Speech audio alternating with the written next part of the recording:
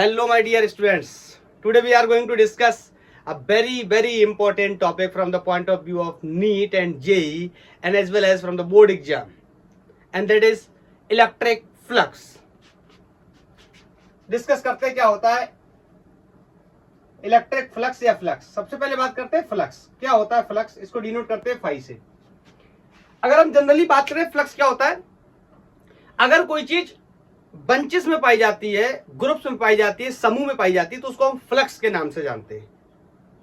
Means जैसे आपने सुना होगा कि आपने क्लास 11th में पढ़ाई की होगी फ्लूइड मैकेनिक्स के अंदर स्पीड ऑफ ई फ्लक्स। जब किसी पाइप के एक एंड से क्या निकलता था, वाटर निकलता था फ्लूइड मैकेनिक्स में, तो हम speed of E flux calculate करते थे। ऐसे हम लोग यहां पे कैलकुलेट करेंगे इलेक्ट्रिक फ्लक्स। आगे चल के हम लोग कैलकुलेट करेंगे मैग्नेटिक फ्लक्स। मतलब जब कोई चीज क्या होती है बंचेस में पाई जाती है तो उसे हम क्या बोलते हैं, flux. And today we are going to discuss the flux which is electric flux. Heading लगाते हैं इलेक्ट्रिक फ्लक्स। फाई ई से डिनोट कर लेंगे हम इसे। मैग्नेटिक फ्लक्स होगा तो फाई एम से कर लेंगे। इंपॉर्टेंट चीज इसके बारे में बताना चाहता हूं, ये बहुत ही इंपॉर्टेंट टॉपिक है। इसमें नीट और आईआईटी में काफी क्वेश्चंस आते हैं, बोर्ड में भी काफी क्वेश्चंस आते हैं। तो पहले हम इसको समझते हैं ये क्या है। पहले मैं इसका एक जनरल डेफिनेशन लिख दूं, उसके बाद इसका एक्सप्लेनेशन हम समझेंगे कि क्या है इसका एक्सप्लेनेशन। तो डेफिनेशन में हम लिख सकते हैं the electric flux through a given area। क्या होता है एक्सप्लेन करेंगे। गिवन एरिया held inside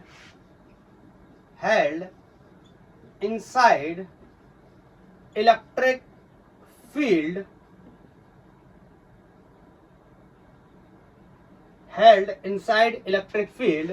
मतलब कोई ऐसी ज्योमेट्री जिसका कोई अपना एरिया है और उसमें हमने किसमें रखा, उसको हमने किसमें रखा है, इलेक्ट्रिक फील्ड में रखा हुआ है। Is the measure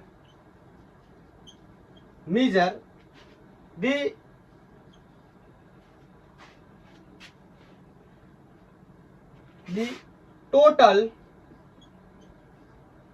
total number of electric field line passing perpendicularly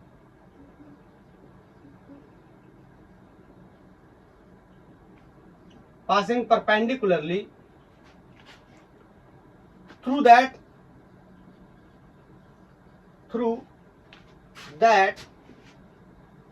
area। Don't think ये बोरिंग लेक्चर है, ऐसा बिल्कुल भी नहीं है। ये इतना इंटरेस्टिंग लेक्चर हो जाएगा कि आप जब इसको एंड करेंगे तो आपके जितने भी प्रॉब्लम्स होंगे regarding to the JEE and NEET, सारे प्रॉब्लम्स का आपको आंसर मिलेगा। लेकिन मैं ऑलवेज ये मान के पढ़ाना शुरू करता हूं कि जो भी स्टूडेंट पढ़ रहा है उसको कुछ नहीं आता, बिल्कुल बेसिक से हम लोग पढ़ते हैं। तो समझते हैं, पहले तो मैंने ये डेफिनेशन लिखा है ना, ये इसके डेफिनेशन का मतलब समझते हैं। अब बोल रहा है कि जब किसी एरिया को इलेक्ट्रिक फील्ड में रखूंगा तो उससे जो फील्ड लाइन पास होंगी perpendicularly through that area are called electric flux. मतलब इस बात का मतलब क्या हुआ, इस बात का मतलब ये हुआ जैसे मान लो ये कोई एक शीट है या पेपर है या कॉपी है, कुछ भी है, तो इसको मैंने जब किसी ऐसी जगह रखा जहां पे इलेक्ट्रिक फील्ड है, एंड एवरीबडी नोज अगर इलेक्ट्रिक फील्ड है तो इलेक्ट्रिक फील्ड लाइन भी होंगी, हम प्रीवियस लेक्चर में डिस्कस कर चुके हैं। अगर इलेक्ट्रिक फील्ड लाइन परपेंडिकुलरली इस एरिया से, इस शीट से पास कर जाए तो वही क्या कहलाता है, फ्लक्स। क्या कहलाता है, फ्लक्स। मतलब जितनी नंबर ऑफ फील्ड लाइन पास करेंगी फ्लक्स उतना ही ज्यादा होगा। अगर इलेक्ट्रिक फील्ड लाइंस की वैल्यू ज्यादा है, जो पास कर रही है परपेंडिकुलरली, तो फ्लक्स भी ज्यादा होगा। अगर इलेक्ट्रिक फील्ड लाइन लेट से पहले केस में 2 पास कर रही है, बाद में 3 पास कर रही है, तो पहले केस में फ्लक्स 2 होगा, बाद में फ्लक्स 3 होगा। क्लियर। एक बात बहुत इंपॉर्टेंट है, electric field passing perpendicularly through that area. मतलब अब ध्यान से सुनना, अब मैं आपको ऐसे बता रहा हूं, जैसे ये मार्कर है, ये मार्कर इलेक्ट्रिक फील्ड लाइन की डायरेक्शन को बता रहा है, और आप एज्यूम करिए कि ऐसे बहुत सारे मार्कर्स इस पेपर से या इस नोटबुक से क्रॉस होके इस साइड जा रहा है, क्रॉस होके इस साइड जा रहा है। मैं इसको यहाँ पे ऐसे बनाने की कोशिश करता हूँ, समझने की कोशिश करना। यहाँ पे ये इस तरीके से इलेक्ट्रिक फील्ड लाइन पास करके जा रही है। इसका 3D व्यू होना बहुत जरूरी है। ये नोटबुक ऐसे समझ नहीं आ रहा है, हमको लग रहा है ऐसे रखा है, एक्चुअली में ऐसे नहीं रखा, ये ऐसे रखा हुआ है, ये बोर्ड पे ऐसे रखा हुआ है, ठीक है। तो इससे जितने इलेक्ट्रिक फील्ड लाइंस पास कर जाएंगे उतना ही क्या बनेगा, फ्लक्स। और इंपॉर्टेंट बात क्या है, परपेंडिकुलरली, मतलब इसका जो एरिया है, इसका जो एरिया है इस शीट का या इस पेपर का जो एरिया है, इससे कैसे पास करने चाहिए इलेक्ट्रिक फील्ड लाइन, परपेंडिकुलरली। और अगर मैं इसको ऐसे रख दूं, लेट्स से इसको मैं ऐसे रख दूं, तो इससे जो फील्ड लाइन निकलेंगी बोलो, वो सारी ऐसे निकल जाएंगी। कोई भी फील्ड लाइन इसको क्रॉस नहीं कर पाएगी, इसको पास नहीं कर पाएगी, समझ गए। तो कोई भी फ्लक्स इस कंडीशन में नहीं बनेगा, यही डेफिनेशन लिखा हुआ है। बोला the electric flux through the given area held inside the electric field is measure the total number of electric field line passing perpendicularly through that area। इस एरिया से जितने फील्ड लाइन परपेंडिकुलरली क्या कर जाएंगे, पास कर जाएंगे, उतना ही क्या बनेगा, फ्लक्स बनेगा। ठीक है सर, ये तो बात हो गई एक जनरल एक्सप्लेनेशन की। मैथमेटिकली हम इसको कैसे कैलकुलेट करेंगे इसके बारे में भी डिस्कस करेंगे, अच्छे नीट और आईआईटी के क्वेश्चंस भी देखेंगे। बोलो, तो मैं आपसे बोलूं, अगर मैंने इसको ऐसे रख दिया, तो यहां से कोई भी फील्ड लाइन इसको क्रॉस करके नहीं जा रही है। कैसे, परपेंडिकुलरली थ्रू द एरिया। बोलो, एरिया से परपेंडिकुलरली क्रॉस करके नहीं जा रही, तो इस कंडीशन में इसका फ्लक्स क्या हो जाएगा, जीरो। क्लियर। अभी तो मैंने दो कंडीशन ली है, एक पहली ऐसी ली है, मतलब जिसका एरिया परपेंडिकुलर है किसके, इलेक्ट्रिक फील्ड लाइंस के, तो बन गया इलेक्ट्रिक फ्लक्स। इसका एरिया पैरेलल है इलेक्ट्रिक फील्ड लाइंस के, तो इसका फ्लक्स कितना हो गया, जीरो। आप कह रहे होंगे एरिया परपेंडिकुलर है, एरिया पैरेलल है, इसके बारे में भी हम लोग बात करेंगे, बिकॉज एरिया वेक्टर क्वांटिटी होती है, तो इसके बारे में भी डिस्कस करेंगे। क्लियर है। तो थोड़ा सा आगे समझने की कोशिश करते हैं। मैंने बनाया, बताओ, तो यहां से इलेक्ट्रिक फील्ड लाइन पास कर गई, तो यहां पे बना होगा क्या, फ्लक्स। बोलो, क्लियर है। अब मैं इसका एक जनरल एक्सप्रेशन आपको लिख करके बताता हूं कि जनरल एक्सप्रेशन क्या होता है, ठीक है। उसके बाद हम इसके बारे में बहुत कुछ डिस्कस करेंगे। जनरल एक्सप्रेशन इलेक्ट्रिक फ्लक्स का कहीं पर भी अगर हमें कैलकुलेट करना होता है, तो that is electric flux, electric field का डॉट, इलेक्ट्रिक फील्ड वेक्टर का dot product with the area vector. Okay, या इलेक्ट्रिक फील्ड, ये ई किसके लिए डिनोट किया गया है, इलेक्ट्रिक फ्लक्स के लिए। एम आ जाएगा तो मैग्नेटिक फ्लक्स होगा। और वेक्टर में सारे लोग ये पढ़ाई कर चुके हैं कि अगर हम इस डॉट प्रोडक्ट को एक्सपेंड करते हैं, अगर हम इस डॉट प्रोडक्ट को एक्सपेंड करते हैं, तो कौन सा कंपोनेंट आता है, कॉस थीटा। क्या है कॉस थीटा, क्यों है कॉस थीटा, सब कुछ सीखेंगे। बस थोड़ी देर आप वेट करो, लगे रहो, देखो बहुत मजा आने वाला है। अब बेसिक तो बताना जरूरी है ना, पहले से तो मैं एक्सप्लेनेशन नहीं दे सकता, स्टिल फॉर्मूला तो बताना पड़ेगा ही, चाहे पहले बताऊं या बाद में बताऊं। तो फॉर्मूला पहले समझ लेते हैं, फिर एक्सप्लेनेशन समझ लेंगे। क्लियर। बोलो, और उन कुछ लोगों को ये पता भी है, बताओ मैं पूछूं ये कैसी क्वांटिटी, तो आप कहोगे ये स्केलर क्वांटिटी है, स्केलर क्वांटिटी। कुछ लोग को रीजन पता, कुछ लोग को नहीं पता, उनको मैं बता देता हूं कि ये स्केलर क्वांटिटी क्यों है। हम लोगों ने वेक्टर में ये डिस्कस किया हुआ है कि दो वेक्टर्स का जो डॉट प्रोडक्ट होता है, उसका जो रिजल्टेंट होता है, वो कैसी क्वांटिटी होता है, स्केलर क्वांटिटी होता है। बताओ, इलेक्ट्रिक फील्ड कैसी क्वांटिटी है, वेक्टर क्वांटिटी है। और एरिया कैसी क्वांटिटी है, vector quantity. Area sir vector quantity होती है, यस, एरिया वेक्टर क्वांटिटी होती है। मैं आपको आज इसके बारे में काफी एक्सप्लेन भी करके बताऊंगा, लेकिन तब तक के लिए आप ये मान लो, क्योंकि इसके ऊपर क्या लगा हुआ है, वेक्टर लगा हुआ है, तो ये कैसी क्वांटिटी है, वेक्टर क्वांटिटी है। ये भी कैसी क्वांटिटी है, वेक्टर क्वांटिटी है। दोनों का डॉट प्रोडक्ट करेंगे तो इसका जो रिजल्टेंट आएगा, ऑफ कोर्स वो क्या होगा, स्केलर क्वांटिटी होगी। क्लियर। एरिया कैसे वेक्टर है, जिन लोगों ने क्लास 11th में वेक्टर की पढ़ाई करी, उनको तो मैंने एक्सप्लेनेशन में करके बताया कि एरिया कैसे वेक्टर है। जिनको नहीं पता उनको भी बताऊंगा, वेट करो। तो बताओ, अगर इसके बारे में देखें हम, इसका यूनिट देखें, बताओ इसका यूनिट देखने की कोशिश करें तो बोलो इलेक्ट्रिक फील्ड का यूनिट न्यूटन पर कूलम, इसका यूनिट मीटर स्क्वायर, तो बोलो Newton metre square per coulomb. बोलो क्लियर। कॉस थीटा एंगल का कोई भी यूनिट नहीं होता है या कोई भी डायमेंशन नहीं होता है। हाँ, अगर एंगल के यूनिट की ही बात करना चाहें तो हम रेडियंस में रखते हैं। मैंने बताया कि एंगल का ड्राइव्ड यूनिट नहीं होता है, लेकिन जो फिजिकल क्वांटिटी के तौर पे या डिजाइंड यूनिट जो है उसका एंगल का होता है। ठीक है, तो हम एंगल का यहाँ पे जो ड्राइव्ड यूनिट नहीं है, इस वजह से हम यहाँ पे एंगल का यूनिट कंसीडर नहीं कर रहे, तो सिंपली न्यूटन पर कूलम मीटर स्क्वायर। अगर दूसरा क्वेश्चन नेक्स्ट जो हम लोग बार बार करते आ रहे हैं, डायमेंशन, इसका डायमेंशन पता करना, मैंने बोल रखा है 5 डायमेंशन आपको याद होने चाहिए। वेलोसिटी का, एक्सेलरेशन का, फोर्स का, बोलो वर्क का, ये सब मैंने आपको बताए। तो बताओ फोर्स का क्या होता है, हमें याद है mLT-2 फोर्स का होता है। बोलो ये कूलम का मतलब क्या है, चार्ज, चार्ज का डायमेंशन क्या होता है 80। बोलो ये मीटर स्क्वायर, इसका क्या हो गया L, और L का क्या हो गया स्क्वायर। बोलो तो यहां से डायमेंशन आ जाएगा इसका L, L, L यहाँ 2 है, यहाँ 1 है, कितना हो जाएगा L3। तो यहां से M, बताओ, और T यहाँ पावर माइनस, सॉरी यहाँ +1 है, ऊपर जाके -1 हो जाएगा, -2 पहले से। तो पहले तो L के बारे में लिख लेते हैं, L कितना हो गया 3। अब बताओ T के बारे में लिखे तो T कितना हो जाएगा -3, 2 पहले से, एक नीचे से आया। बोलो A की पावर कितना हो जाएगा -1।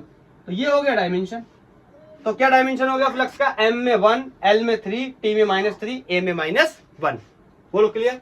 ये छोटी छोटी बातें 2-4 हम लोग कर लेते हैं कि क्या होता है यूनिट, क्या होता है डायमेंशन, कैसी क्वांटिटी है, ये जनरली हम लोग बात करते हैं। और आपको पता भी है जिन लोगों ने वेक्टर की पढ़ाई करी है, तो दो वेक्टर क्वांटिटीज का डॉट प्रोडक्ट हमेशा क्या होता है, एक स्केलर प्रोडक्ट होता है। क्लियर। तो ये इसके बारे में हमने बात कर ली। अब हम देखने चल रहे हैं कि एक्चुअली में ये है क्या, इसका फील करते हैं कि इलेक्ट्रिक फ्लक्स निकाल तो रहे हैं हम। ये फॉर्मूला तो हमने पता कर लिया, मैं फॉर्मूले को साइड में लिख लेता हूं ताकि इसका एक्सप्लेनेशन हम समझ पाए कि इसका मतलब क्या है। EA cos थीटा, ये तो हो गया इसका जनरल एक्सप्रेशन। अब समझते हैं, मेरी बात को ध्यान से सुनना। जैसे जो मैंने शीट या पेपर मैंने अभी लिया था, मैं उसी शीट या पेपर को दोबारा से ले रहा हूं जो मैंने नोटबुक ली थी, और उसका मैं यहाँ पे डायग्राम बना रहा हूं। मैं आपसे बोलूं कि यहाँ पे इलेक्ट्रिक फील्ड लाइंस पास कर रही थी, बोलो इलेक्ट्रिक फील्ड लाइंस इस नोटबुक से इस तरीके से पास करके जा रही थी। मैं फ्लक्स निकाल रहा था, सिंपली फ्लक्स क्या हो गया, E vector dot A vector. बोलो बोलो। और अब मैं आपसे बोलूं कि इस इलेक्ट्रिक फील्ड को सिंपली पास करके जा रहा था। अब सुनना, यह फील्ड ऐसे पास करके जा रहा था, इसमें से इस तरीके से पास करके जा रहा था। बोलो ये इलेक्ट्रिक फील्ड लाइन ऐसे पास कर रही थी, यहाँ पे क्या बन रहा था, फ्लक्स। अब मैं आपसे बोलूं, या तो ये ऐसा टिल्ड हो गया, ध्यान से सुनना, मतलब देखो यहाँ बोर्ड पे बनाऊंगा समझ नहीं आएगा, क्योंकि बोर्ड पे मैं कैसे भी बना लूंगा, ऐसा तिरछा नहीं बना पाऊंगा, समझ रहे हो ना। तो इसलिए यहाँ पे समझो, यहाँ पे मैं बनाता हूँ तब आपको क्लियर समझ आएगा। अगर मैंने इसको ऐसे कर दिया तो बताओ यहाँ से फील्ड जा रही, या इसको ऐसे कर दिया, मतलब ऐसा स्टैंडर्ड नहीं है और ऐसा नहीं है, कोई एक जनरल रिलेशन है, इस तरीके से टिल्ड है। या आप मान लो कि इलेक्ट्रिक फील्ड, इसको मैंने ऐसे रखा और फील्ड लाइन को मैं इस तरीके से टिल्ड कर रहा हूँ। बोलो इस तरीके से आ रही है फील्ड लाइन। समझना मेरी बात को ध्यान से, मैं क्या बताने की कोशिश कर रहा हूँ। मतलब ये जो नेक्स्ट पिक्चर में इसको मैंने इस तरीके से बनाया, मतलब ये कोई एंगल क्या है, ये टिल्ड है। बोलो तो इसका एरिया कहां होगा, सबसे पहले मैंने आपको बताया हुआ अभी है, जिन लोग को नहीं पता बताता हूं। बताओ एरिया क्या होता है, लेंथ इनटू ब्रेथ, ये एरिया होता है। और कैसे निकालते हैं, क्रॉस प्रोडक्ट के नियम से, थोड़ा सा बताता हूं उसके बारे में। तो बताओ क्रॉस प्रोडक्ट के लॉ से निकालते हैं। तो जैसे लेंथ से कोई ये, इसका मान लो लेंथ क्या है L है, इसका ब्रेथ क्या है मान लो B है, तो ये L वेक्टर हो गया या B वेक्टर हो गया। तो इसका एरिया वेक्टर क्या हो जाएगा, L vector cross B vector. और एरिया कैसी क्वांटिटी होती है, एक वेक्टर क्वांटिटी होती है। आपने वेक्टर में ये पढ़ा हुआ है और नहीं पढ़ा है तो यहां समझ लेते हैं कि जो एरिया वेक्टर है ये परपेंडिकुलर होता है L वेक्टर के साथ, और जो एरिया वेक्टर है ये परपेंडिकुलर होता है B वेक्टर के साथ। ये एरिया ही नहीं, ये सिंपल अगर मैं आपको ऐसे बताऊं कि A vector is equal to B vector cross C vector है, कोई जनरल वेक्टर मैंने ले लिए, तो इसका मतलब ये होता है कि ये जो बी वेक्टर है ना, ये ए वेक्टर के भी क्या है परपेंडिकुलर, मतलब ए क्या है perpendicular to the B and A is perpendicular to the C. शायद अब बात कुछ कुछ लोगों को समझ आने लगी होगी। मतलब क्रॉस प्रोडक्ट का जो रिजल्ट होता है वो दोनों इंडिविजुअल वेक्टर्स के कैसे होता है परपेंडिकुलर। तो बताओ यहाँ पे एरिया क्या है, रिजल्टेंट है किसका, क्रॉस प्रोडक्ट का, किसका, लेंथ का और ब्रेथ का।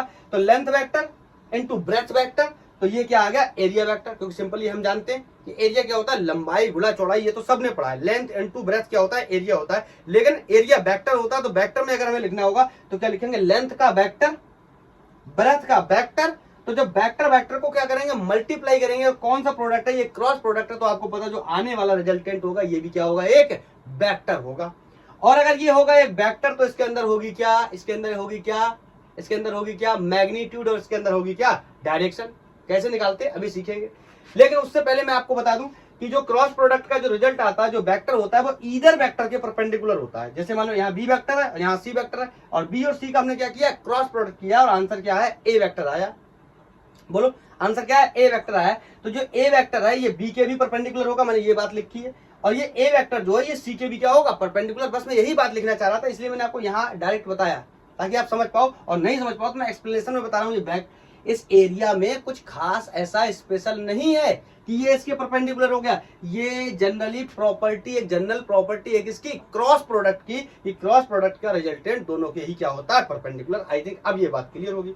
बोलो अब मुझसे कहा जाए कि इसका बताओ, आपको पता है कि हमेशा जो वेक्टर क्वांटिटी होती है उसके पास दो चीजें होती हैं, एक क्या होता है मैग्नीट्यूड और एक क्या होता है डायरेक्शन। तो इसका मैग्नीट्यूड निकालना हमारे लिए बहुत आसान है, लेंथ इनटू ब्रेथ कर देंगे। ध्यान से देखो मैंने क्या करा, वेक्टर हटा दिए, लंबाई गुणा चौड़ाई, मान लो ये 2 सेंटीमीटर, ये 2 सेंटीमीटर, तो 2 सेंटीमीटर इंटू 2 सेंटीमीटर आंसर हो जाएगा 4 सेंटीमीटर स्क्वायर। लेकिन हमें क्या चाहिए होगा डायरेक्शन, हमें क्या चाहिए होगा डायरेक्शन। तो वेक्टर का मैग्नीट्यूड तो मैंने ऐसे निकाल लिया, और डायरेक्शन के लिए मैं आपको एक बात बताता हूं। मैंने आपको 11th में एक्सियल वेक्टर्स के बारे में बताया था, मैंने कहा ये रोटेशन मैकेनिक्स में काम आते हैं। ऐसे वेक्टर्स होते हैं जिनका रिजल्टेंट दोनों वेक्टर्स के परपेंडिकुलर होता है, कुछ कहा दोनों वेक्टर्स के परपेंडिकुलर होता है, और इसकी डायरेक्शन इस वेक्टर की ही डायरेक्शन नहीं, किसी भी वेक्टर की डायरेक्शन किससे निकालते थे, राइट हैंड थंब रूल से। तो मैं मुद्दे की आपको एक बात बताता हूं, ध्यान से सुनना। जैसे ये मेरे पास एक क्या है पेपर है, बुक है या शीट है, इसका मुझे एरिया निकालना है। तो सिंपल एरिया आप बचपन से कैसे निकालते चले आ रहे हो, लेंथ इनटू ब्रेथ। तो ये आ गया एरिया, और ये हो गया एरिया का मैग्नीट्यूड। बट आज मैंने आपको ये बात बताई एरिया वेक्टर क्वांटिटी होती है। उन लोगों को पहले से पता है जो 11th में वेक्टर पढ़ चुके हैं कि एरिया वेक्टर क्वांटिटी होती है, लेकिन जिन लोगों को आज पता चला एरिया एक वेक्टर क्वांटिटी तो उसका डायरेक्शन भी होगा। तो कैसे निकालेंगे, राइट हैंड थंब रूल से निकालेंगे, राइट हैंड थंब रूल से निकालेंगे। राइट हैंड थंब रूल क्या कहता है, मैंने प्रीवियस लेक्चर्स में भी आपको बताया हुआ है, आज मैं फिर से बताता हूं। सिंपली आपको क्या करना है, राइट हैंड थंब रूल का मतलब ये होता है जैसे L vector cross B vector, तो जो वेक्टर पहला दे रखा है उसकी तरफ उंगलियां आपको रखनी है। जैसे मान लिया मैंने ये एल है, ये लेंथ है, और ये मैंने मान लिया क्या ब्रेथ है। ओके, तो उंगलियां पहले वाले की तरफ रखनी है, दूसरे वाले की तरफ क्या करनी है घुमानी है, अंगूठे को फ्री करना है।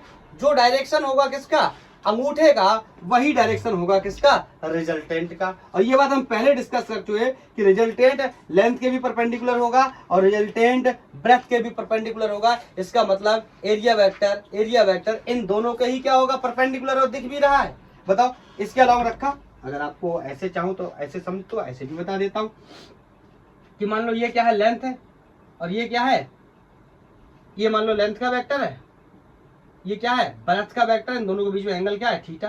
तो आप कहोगे कैसे निकालेंगे ए, कैसे निकालेंगे ए, तो मैं कहूंगा क्या L vector cross B vector, मतलब एल की तरफ उंगलियों को रखना है, ऐसे घुमाना है बी की तरफ, अंगूठे को फ्री करना है। बोलो कहाँ आ रहा है डायरेक्शन परपेंडिकुलर आउटवर्ड, कहाँ आ रहा है डायरेक्शन परपेंडिकुलर आउटवर्ड, और इन दोनों का जो रिजल्टेंट है वो कौन है एरिया। तो मतलब एरिया का डायरेक्शन कहाँ आ रहा है परपेंडिकुलर आउटवर्ड। अब देखो इस बात को यहाँ बोर्ड पे तो ऐसे नहीं बना पाऊंगा, तो मैं यहाँ पे बना दे रहा हूँ कि ये आ गया डायरेक्शन परपेंडिकुलर आउटवर्ड।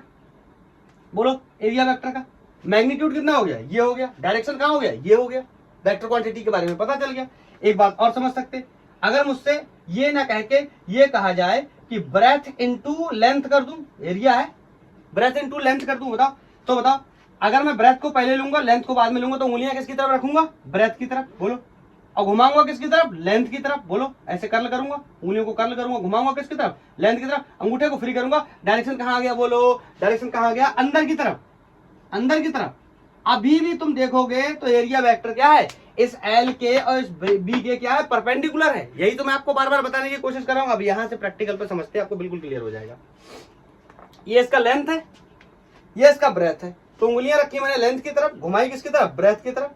तो बताओ डायरेक्शन कहां आया? परपेंडिकुलर, परपेंडिकुलर, परपेंडिकुलर, आउटवर्ड, बोलो ऊपर की तरफ आया। और ये वाला केस करना होगा कहां? ये वाला ब्रेथ से लेंथ की तरफ घुमाना। तो बताओ ये ब्रेथ है, ये लेंथ है, तो उंगलियां रखनी इसकी तरफ है और घुमानी इसकी तरफ है, अंगूठे को फ्री करना है। तो डायरेक्शन कहां आया? परपेंडिकुलर, परपेंडिकुलर, परपेंडिकुलर, इनवर्ड, बोलो, परपेंडिकुलर, इनवर्ड।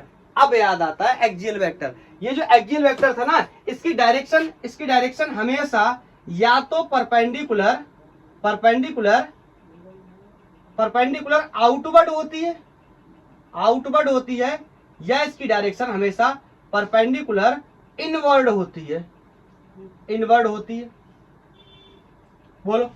क्लियर है? तो इसका मतलब एक बात क्लियर है कि जो एरिया की डायरेक्शन होगी वो या तो परपेंडिकुलर आउटवर्ड होगी, अगर बोर्ड पे बना रहे हैं तो perpendicular outward to the plane of the board. Copy पे बना रहे हैं तो परपेंडिकुलर आउटवर्ड या perpendicular inward to the plane of the paper.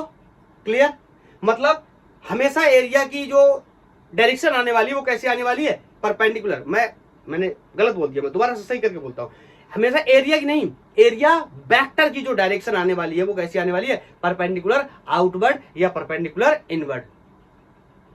तो आज से आपको दिमाग में एक बात क्लियर कर लेनी है कि area is the different thing and area vector is the different thing. Area क्या है? एरिया है एरिया वेक्टर का मैग्नीट्यूड। बताओ एरिया क्या है? एरिया जो हमने वेक्टर लिया था इसका क्या है? मैग्नीट्यूड है, इसका मॉडुलस है।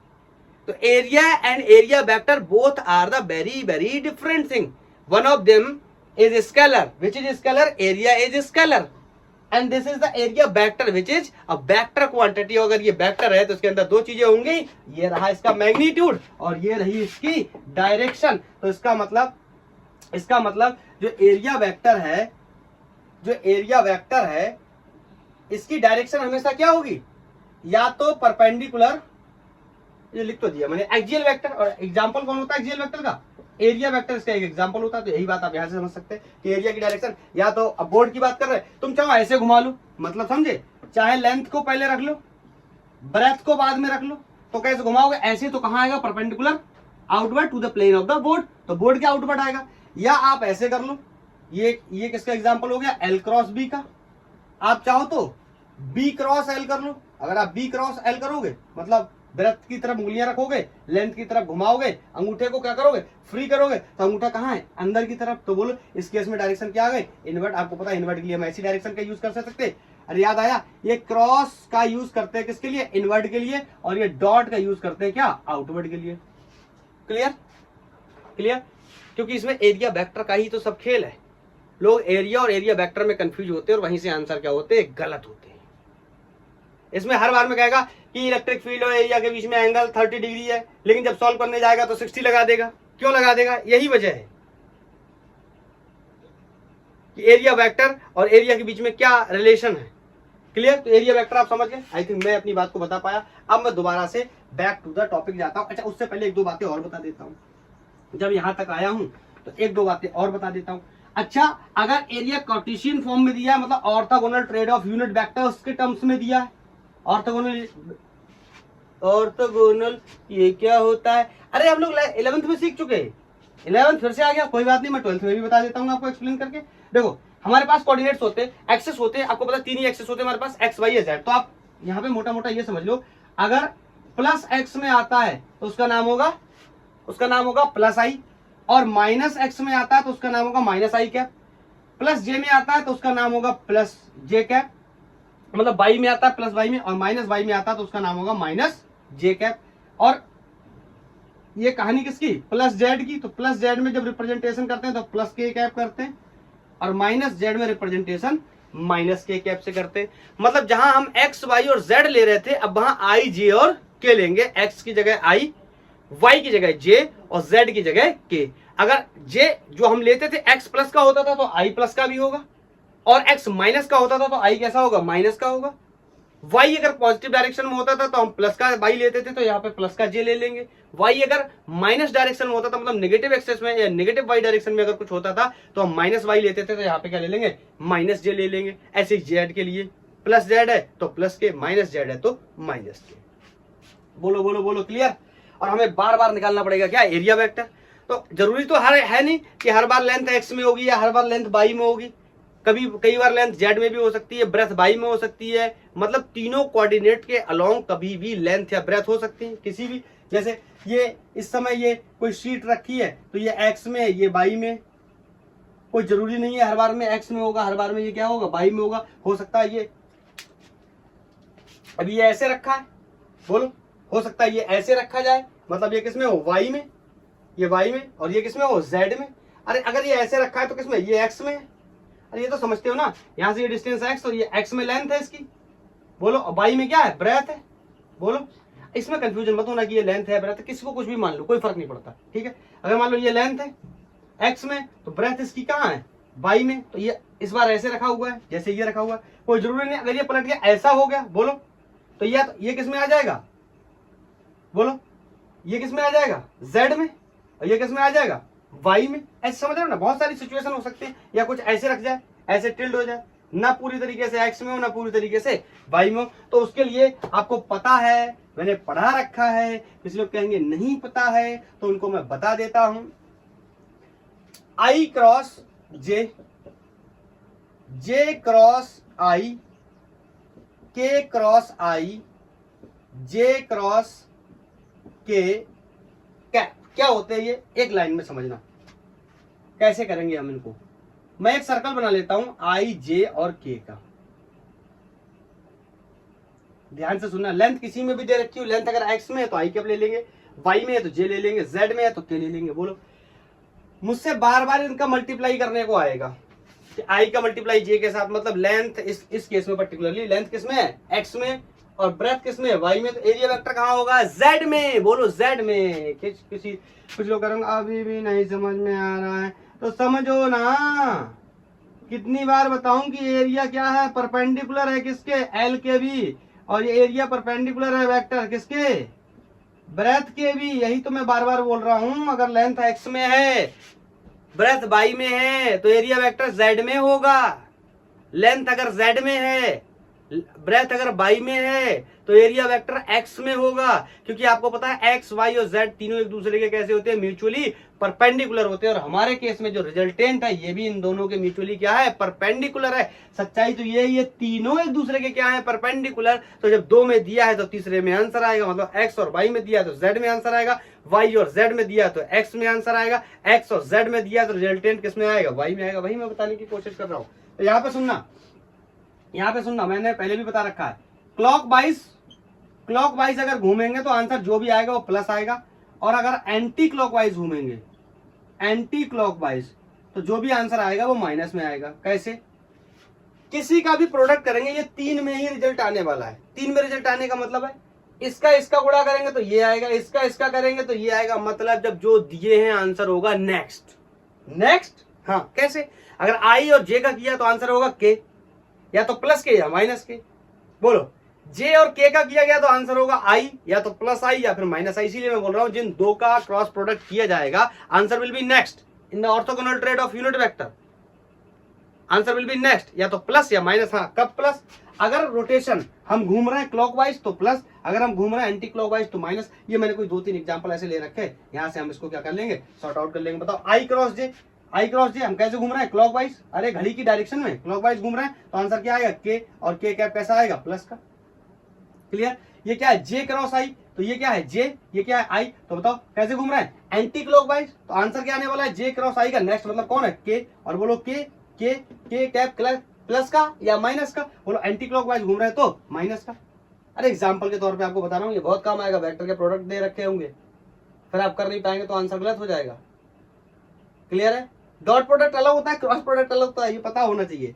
क्लियर। अगर के का आई के साथ किया, तो बताओ ये के है और ये आई है, तो आंसर क्या होगा, जे। तो पहले तो लिख लेता हूं जे कैप। अब बताओ प्लस का या माइनस का, ये मुझे चेक करना है। तो ऐसे घूमता हूं, ये क्या है क्लॉकवाइज, तो आंसर कैसे आ जाएगा प्लस।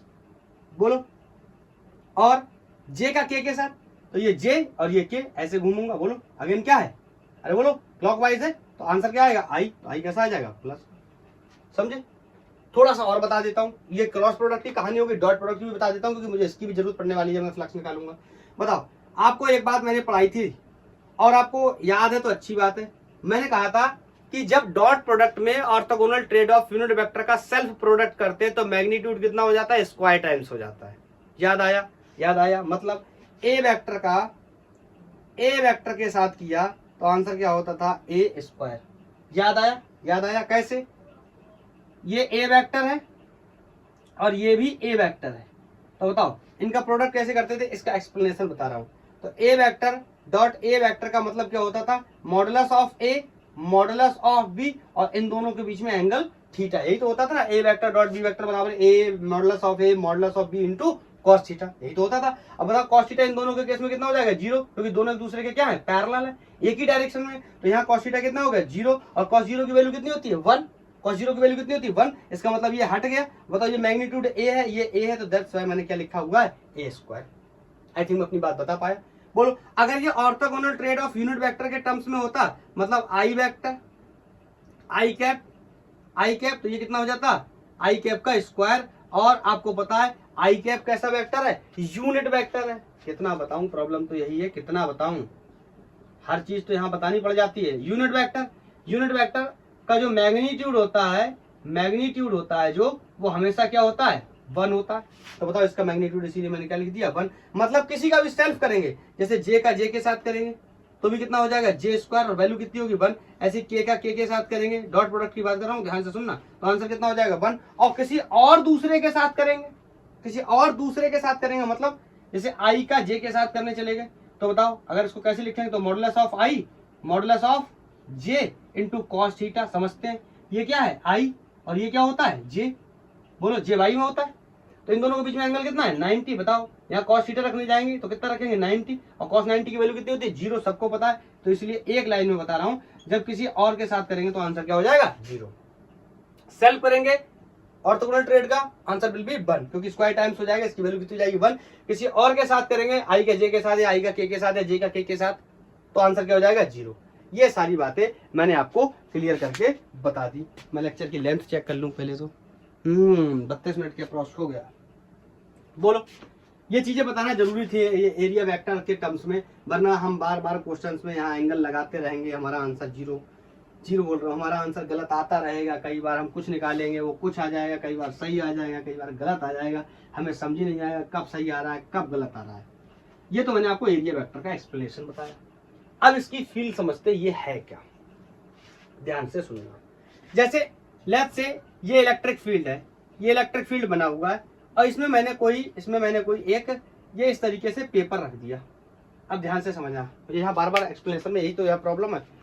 इस बोर्ड के ऊपर ये ऐसे रखा हुआ है, या ऐसे समझ लो, ऐसे रखा हुआ है, या ऐसे रखा हुआ, कैसे भी समझ लो, ऐसे रखा है। लेट्स से यहाँ से फील्ड लाइन ऐसे जा रही है, बताओ, तो ये ऐसे टिल्डेड है। अगर ये ऐसे होता तो इसका जो एरिया वेक्टर है वो इलेक्ट्रिक फील्ड के क्या हो गया होता, पैरेलल।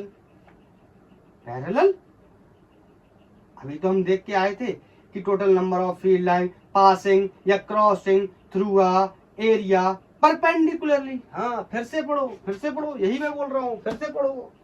एरिया के कैसा होना चाहिए, परपेंडिकुलर, तभी बनेगा क्या, फ्लक्स।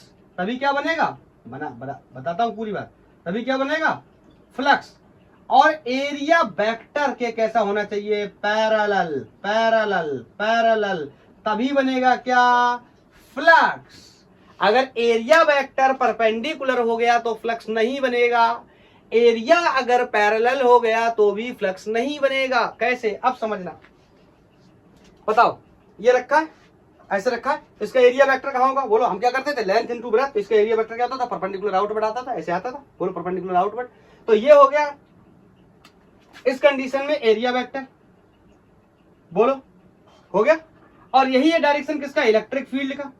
तो क्या निकालेंगे, flux will be E A cos theta, जिसको नहीं पता बता दे रहा हूं, थीटा क्या होता है, angle between electric field vector and area vector. ध्यान रखना यहाँ इलेक्ट्रिक फील्ड वेक्टर और एरिया मत लिख देना, नहीं तो गलत हो जाएगा। एरिया वेक्टर के साथ में मुझे एंगल लेना है। तो बताओ इस कंडीशन में इलेक्ट्रिक फील्ड और एरिया वेक्टर दोनों में एंगल कितना है, 0 डिग्री का। इसका मतलब कॉस 0 की वैल्यू कितनी होती है, आपको पता है 1, तो फ्लक्स कितना आ गया, EA। बोल भाई क्लियर, बोल भाई क्लियर।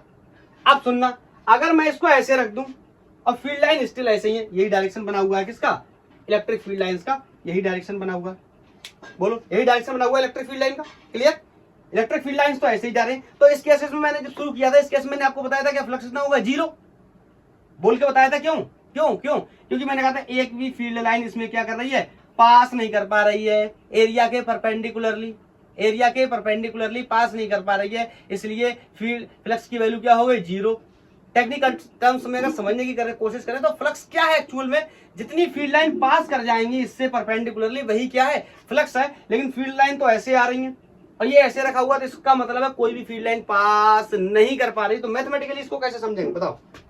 अब इसका एरिया वेक्टर समझो, एरिया वेक्टर क्या होता है, length into breadth perpendicular outward, और फील्ड की डायरेक्शन क्या है, राइट साइड में। तो समझना ये हो गई इलेक्ट्रिक फील्ड की डायरेक्शन, बोलो ये हो गई इलेक्ट्रिक फील्ड की डायरेक्शन, और ये हो गई क्या, एरिया वेक्टर की डायरेक्शन। तो फ्लक्स निकालने गया, कितना हो गया, EA cos थीटा। बताओ इस थीटा एंगल कितना हो गया इस बार, 90। तो फ्लक्स की वैल्यू कितनी होगी, 0। यही तो मैं भी बोल रहा हूं, मैंने मुंह से बोला, मैथमेटिकली प्रूफ भी करना पड़ता है फिजिक्स में। बोलो तो ये हो गई लेंथ, ये हो गई ब्रेथ। तो लेंथ इंटू ब्रेथ का प्रोडक्ट क्या होता है, length vector into breadth vector का प्रोडक्ट क्या होता है, एरिया वेक्टर। तो बताओ ये आ गया इसका क्या, एरिया वेक्टर। और फील्ड इलेक्ट्रिक फील्ड वेक्टर और एरिया वेक्टर के बीच में एंगल कितना है, एंगल कितना है, 90 डिग्री। एंगल कितना है, 90 डिग्री। और आंसर क्या आ गया, 0। कुछ समझ आया। और एरिया के साथ एंगल कितना है, देखो ये है एरिया, सिंपली ये है इसका एरिया, ये है इसका एरिया। यहां से फील्ड लाइन निकल गई, तो बताओ एरिया के साथ एंगल कितना है, 0 डिग्री। अरे तभी तो फ्लक्स नहीं बन रहा है, जब एरिया, दोनों चीजों को मिक्स मत करना। ये एरिया वेक्टर है, एरिया क्या है, सिंपली ये एरिया। तो तब फील्ड लाइन का एरिया के साथ एंगल कितना है, 0 डिग्री, तभी तो कट नहीं कर पा रही हैं। इसीलिए जो फ्लक्स का डेफिनेशन पढ़ा था मैंने, वो क्या पढ़ा था, total number of field line passing और crossing through the area perpendicularly. Area के कैसा होना चाहिए, परपेंडिकुलर, एरिया वेक्टर के नहीं, एरिया के कैसा होना चाहिए, परपेंडिकुलरली। अब मैं पूछूं एरिया वेक्टर के कैसा होना चाहिए, तो पैरेलली। देखो देखो देखो, यहाँ area vector electric field line दोनों एक ही डायरेक्शन में है, दोनों एक दूसरे के पैरेलल है, तभी तो फ्लक्स क्या आया, मैक्सिमम। और यहाँ देखो area vector, area vector, area vector और इलेक्ट्रिक फील्ड लाइन एक दूसरे के क्या होगा, परपेंडिकुलर, तभी तो फ्लक्स क्या आ गया, 0। इसका मतलब आप एक लाइन में बता दो सर कि फ्लक्स कब 0 होगा और कब फ्लक्स मैक्सिमम होगा या कब फ्लक्स बनेगा। अगर area vector and electric field vector are parallel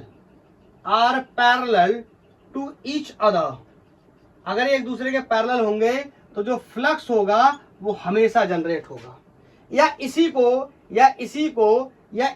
मैं ऐसे भी बोल सकता हूं, ये जो बात मैंने लिखी ना, इसका दूसरा मतलब ये हो सकता है कि electric field vector and not area vector, क्या area, electric field vector and area are, बोलो क्या बोलूंगा, ये कंडीशन कौन सी, ये वाली, are perpendicular to each other. इसीलिए मैंने बोला अगर आप एरिया को नहीं समझेंगे तो आप फ्लक्स का क्वेश्चन सॉल्व नहीं कर पाएंगे। दोनों एक ही बातें लिखी हुई हैं, आपको भले अलग अलग लग रही हो, अब नहीं लगनी चाहिए अलग अलग, इतनी एक्सप्लेनेशन के बाद। बोल मेरे भाई क्लियर है, ये एक ही बात है। एक सेकंड, लाइट का कुछ इशू है, बस एक सेकंड वेट करो आप। लाइट की वजह से थोड़ा सा इशू हो गया था, तो मैं ये बता रहा था कि area vector and electric field vector अगर एक दूसरे के पैरेलल हैं तो उसके इसमें फ्लक्स क्या होगा, जनरेट होगा। या इसी बात को हम ऐसे भी बोल सकते हैं कि इलेक्ट्रिक फील्ड और area not area vector are क्या है, परपेंडिकुलर टू ईच अदर। यही तो सबसे पहले डेफिनेशन में लिखा था, जाके पढ़ो समझ में आ जाएगा। डेफिनेशन में सबसे पहले मैंने यही लिखा था कि number of electric field line passing और crossing through a area perpendicularly. देखो यही तो बात है ना, यह एरिया वेक्टर के पैरेलली एक ही बात है। बोलो क्लियर है? अगर एरिया वेक्टर और इलेक्ट्रिक फील्ड वेक्टर अगर एक दूसरे के क्या है परपेंडिकुलर, तो इस कंडीशन में फ्लक्स क्या होगा? जीरो। ये देखो एरिया वेक्टर और फील्ड वेक्टर एक दूसरे के परपेंडिकुलर है। या इसी को मैं बोल सकता हूं क्या कि इसी को दूसरे तरीके से अगर मैं बोलना चाहूं तो दूसरे तरीके से कैसे बोल सकता हूं कि electric field vector and area are parallel to each other. बोलो एक ही बात है। क्लियर? एक दूसरे के क्या है पैरेलल। ये बात समझना हमें बहुत जरूरी है, नहीं तो हमारे क्वेश्चंस नहीं बनेंगे। क्लियर? अब हमारा सवाल ये समझ आ गया हमें कि अगर एरिया वेक्टर और इलेक्ट्रिक फील्ड वेक्टर एक दूसरे के पैरेलल है तो फ्लक्स बनेगा, या एरिया और इलेक्ट्रिक फील्ड वेक्टर एक दूसरे के परपेंडिकुलर है तो भी फ्लक्स बनेगा। अब मैं आपसे एक बात पूछूं, अभी जनरली हम दो ही बात कर रहे थे, या तो ऐसे फील्ड लाइन पास कर जा रही तो फ्लक्स बन रहा, या फिर ऐसा हो जा रहा तो फ्लक्स नहीं बन रहा। इसका मतलब ये एरिया किसमें था? 1D में। अगर ऐसे रखा था तो इसका प्योरली एरिया, बोलो क्या ऐसे मैं करता हूं, इसका मतलब समझ आता है ना? इसका मतलब होता है लेंथ इनटू ब्रेथ। तो ऐसे घुमाता हूं, एरिया कहां था? प्योरली एक्स में। इस कंडीशन में एरिया वेक्टर इस कंडीशन में कहां था? प्योरली एक्स में। इस कंडीशन में एरिया वेक्टर प्योरली कहां था? वाई में। लेकिन अगर मैं इसको ऐसा रख दूं, लेफ्ट से ऐसा रख दूं, तो बताओ इसका एरिया वेक्टर क्या होगा? कुछ टिल्ड आएगा, मतलब एरिया वेक्टर आ जाएगा 2D में। तो फिर एरिया के क्या होंगे? कॉम्पोनेंट। नहीं समझे? अब समझोगे। नहीं समझे? अब समझोगे कि जो एरिया है ये फ्लक्स मैंने फाई ए कॉस थीटा क्या sorry phi E equal to या electric field into area into cos theta ही क्यों लिखा है, इस बात को मैं बताने जा रहा हूं। तो मेरे पास ये कोई एक शीट है जिसका एरिया वेक्टर ये है। क्या है इसका? Area vector. और बोलो ये इससे ऐसे पास हो रही है कौन? Electric field line. क्लियर है? ऐसे पास हो रही है कौन? Electric field line. बताओ फ्लक्स क्या होता है? Dot product of electric field vector and area vector. और अभी अभी मैंने आपको बताया कि area vector should be parallel to the electric field vector और area should be perpendicular. Area vector should be parallel और एरिया शुड बी परपेंडिकुलर। तो बार बार एरिया वेक्टर या एरिया बोलने के बजाय मैं एरिया वेक्टर को टारगेट करता हूं। तो बताओ अब ये 2D में कौन? एरिया 2D में। बोलो यहां से कोई एंगल बना रहा है एरिया 2D में, तो इसके दो कंपोनेंट बनेंगे। आपको पता है कंपोनेंट कैसे बनते हैं? कंपोनेंट बनेंगे तो एक कंपोनेंट कोई क्या होगा, यहां पे बना के बताता हूं। ये थीटा है तो एक कंपोनेंट एक्स के अलॉन्ग आएगा, इसकी वैल्यू कितनी हो जाएगी? ए कॉस थीटा। और इसका परपेंडिकुलर बनता था, याद आया? इसका दूसरा कंपोनेंट बाई के अलॉन्ग आएगा, that will be A sine theta. Clear? अब मैं आपसे एक सवाल पूछूं कि कौन सा कंपोनेंट फ्लक्स बनाएगा एरिया का? क्योंकि एरिया 2D में आपको पता है वो वाला कंपोनेंट एरिया का फ्लक्स बनाएगा जो इलेक्ट्रिक फील्ड वेक्टर के साथ क्या है? परपेंडिकुलर है। सॉरी इलेक्ट्रिक फील्ड वेक्टर के साथ क्या है? पैरेलल है। मतलब वो वाला एरिया वेक्टर का कंपोनेंट इलेक्ट्रिक फ्लक्स में कंट्रीब्यूट करेगा जो फील्ड वेक्टर के साथ में क्या है? पैरेलल है। देखो इसके दो कंपोनेंट बने, ये इस तरीके से बना, ये एरिया इस तरीके से आया, इसके दो कंपोनेंट आए, एक ये और एक ये। बोलो एक ऐसा था तो एक ये आया और एक ये आया। बताओ फील्ड की डायरेक्शन कहाँ है? एक्स में। इलेक्ट्रिक फील्ड की डायरेक्शन कहाँ है? एक्स में। तो एरिया का भी कौन सा कंपोनेंट होना चाहिए जो इलेक्ट्रिक फ्लक्स को बनाएगा? एरिया का भी कौन सा, एरिया वेक्टर का भी कौन सा कंपोनेंट होना चाहिए? बोलो कौन सा? जो इलेक्ट्रिक फील्ड के क्या हो? इलेक्ट्रिक फील्ड वेक्टर के क्या हो? पैरेलल। और बोलो इलेक्ट्रिक फील्ड वेक्टर के पैरेलल कौन सा होगा? ए का कॉस थीटा, ए का कॉस थीटा। तो बताओ इसी को तो ऐसे पढ़ रहे थे ई, अब मैं लिख दूं अगर इसको ए कॉस थीटा। अरे बोलो बोलो बोलो, इसका मतलब इसको अभी मैं पढ़ रहा था ऐसे तो इलिटरेट था, ये पूरी तरीके से मजा नहीं आ रहा था इसको पढ़ने में। और यहाँ पे हम पढ़ते थे क्या? इसको पढ़ते थे क्या कि थीटा क्या है? Angle between electric field vector and area vector, ऐसे पढ़ते थे। अगर अच्छे से पढ़ना ना इसको तो ऐसे पढ़ो, ई और multiply by A cos theta. मतलब एरिया वेक्टर का वो कंपोनेंट जो इलेक्ट्रिक फील्ड के क्या है, अलोंग है, इलेक्ट्रिक फील्ड के क्या है, पैरेलल है, वही बनाएगा कौन, फ्लक्स। अगर एरिया वेक्टर अलोंग है, एरिया वेक्टर पैरेलल है, इसका मतलब एरिया क्या होगा, परपेंडिकुलर, जो कि डेफिनेशन मैंने लिखी थी, area should be perpendicular to the electric field and area vector should be parallel to the electric field. Clear? तो इसको ऐसे भी लिख सकते हैं हम।